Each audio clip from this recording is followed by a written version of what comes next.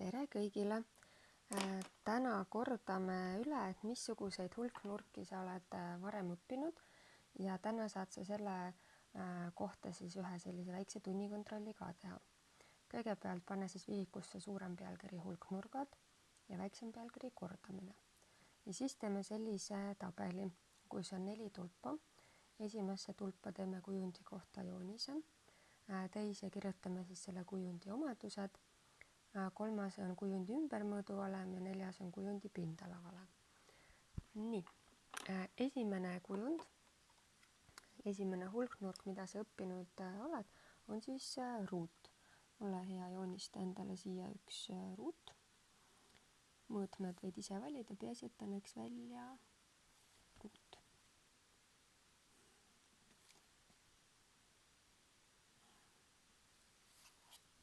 Nii kirjutame siis siia juurde ka, et see on siis ruut, siis sul on nimetused ka olemas. Nii, mis on siis ruudu omadused? Kõigepealt külgedega sa näed, et küljed on võrdse pikkusega. Kirjutame siis selle, et võrdsed küljed.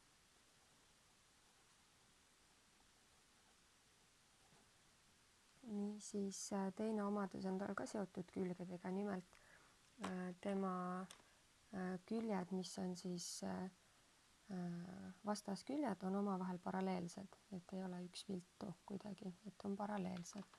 Ja paneme selle siis kirja nii, et vastasküljed on paralleelsed, sest see kehtib nii nende külgede kohta kui nende.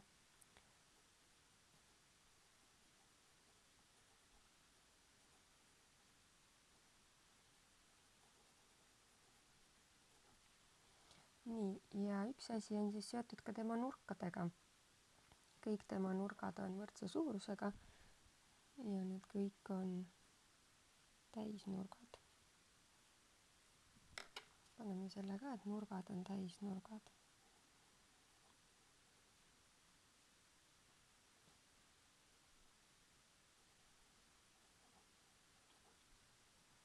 Nii, siin siis tuli meil kokku 1, 2 ja 3 omadust.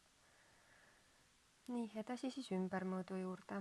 Ümbermõõdu jaoks tuleb siis kõik küljed loomulikult kokku liita, kuna kõik küljed on võrdse pikkusega. Märgime siia siis juurde A, kõik on A pikkusega. Sinna võid ka ja siia ka märkida. Külge on kokku 4, A plus A plus A plus A ehk 4 A-d. Ümbermõõdu täht on siis P. 4 korda A ehk 4 A-d. Nii, ja pindala on siis kõik see, mis siin sees on, see pind, ja see pind on kättesaadav siis nii, kui sa 2 külge omavahel korrutad, ehk A korda A ja lühemalt on see A ruudus. Pindala täht on S ja A ruudus. Nii, lähme edasi.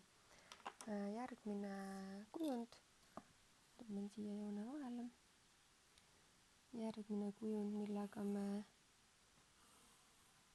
tegeleme, on siis ristkülik. Ole hea, tee endale siis ristküliku kohta väike joonis.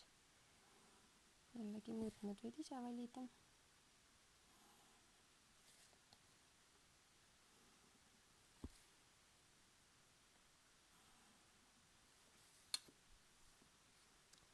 Pane siia kirja ka siis ristkülik.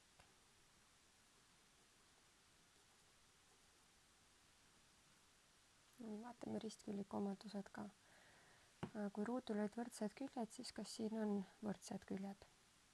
Kõik omavahel võrdsed ei ole, aga võrdsed on siis vastasküljed, eks ole, need on võrdsed ja need on ka võrdsed, nii et kirjutame siis, et võrdsed vastasküljed.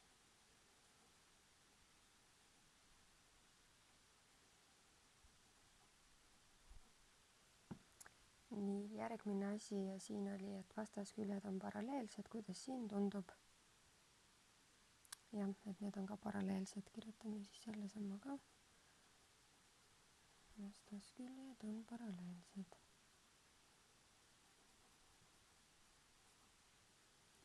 Ja kuidas tundub nurkadega? Siin olid täisnurgad. Siin on siis tegelikult, eks ole, samamoodi, et märgi siin ka ära.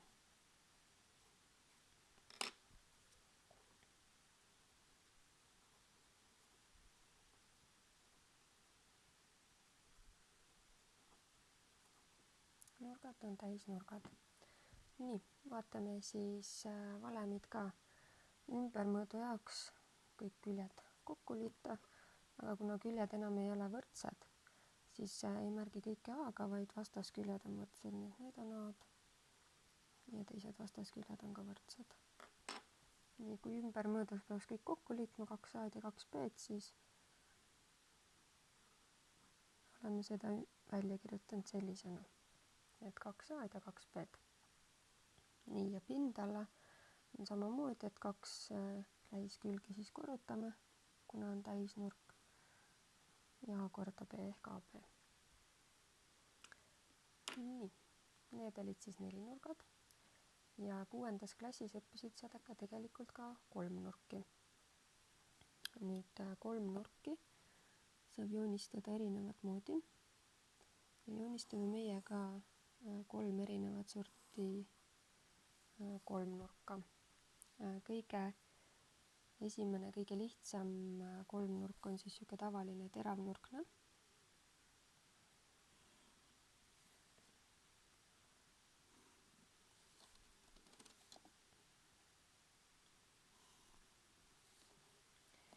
Siis sai kolmnurk olla veel täisnurkne.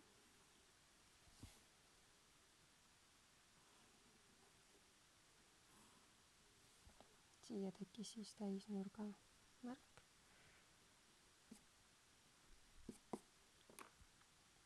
ja kolmas variant on siis see, et kolmnurk saab olla ka nürinurkne. nii, vaatame, kuidas mulle mahub siia. see tähendas seda, et ta on siis midagi sellist.